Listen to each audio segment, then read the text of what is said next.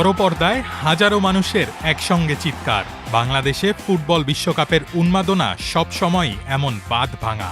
কিন্তু আর মাত্র এক মাস পর শুরু হতে যাওয়া ২৬ বিশ্বকাপের আসর এদেশের মানুষ দেখতে পারবে কিনা তা নিয়ে তৈরি হয়েছে চরম অনিশ্চয়তা।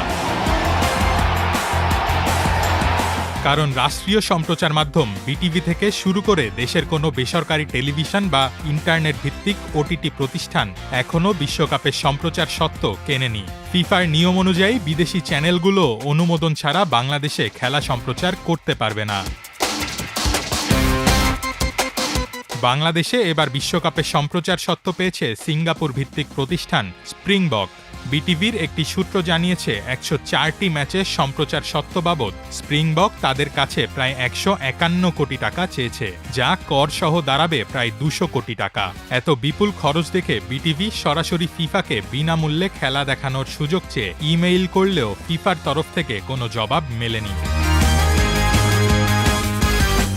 বেসরকারি টেলিভিশন বা ওটিটি প্রতিষ্ঠানগুলো এবার স্বত্ব কিনতে জোরালো কোনো চেষ্টা করছে না। সম্প্রচারের সঙ্গে যুক্ত কর্মকর্তারা জানিয়েছেন, এবারের খেলাগুলো হবে গভীর রাতে ও ভোরে। ওই সময় দর্শক কম থাকায় কাঙ্ক্ষিত বিজ্ঞাপন পাওয়ার সম্ভাবনা কম। তবে এখনও কিছুটা আশা বাকি আছে। স্প্রিংবক জানিয়েছে আলোচনার সুযোগ রয়েছে এবং তারা গ্রহণযোগ্য হারে মুনাফা রেখে স্বত্ব দিতে রাজি।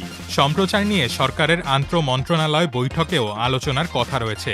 বাংলাদেশ ফুটবল ফেডারেশনও জোর দিয়ে বলছে, ফুটবল প্রেমী জাতি হিসেবে বাংলাদেশে যে কোনো মাধ্যমেই হোক ফুটবল বিশ্বকাপ দেখাতেই হবে।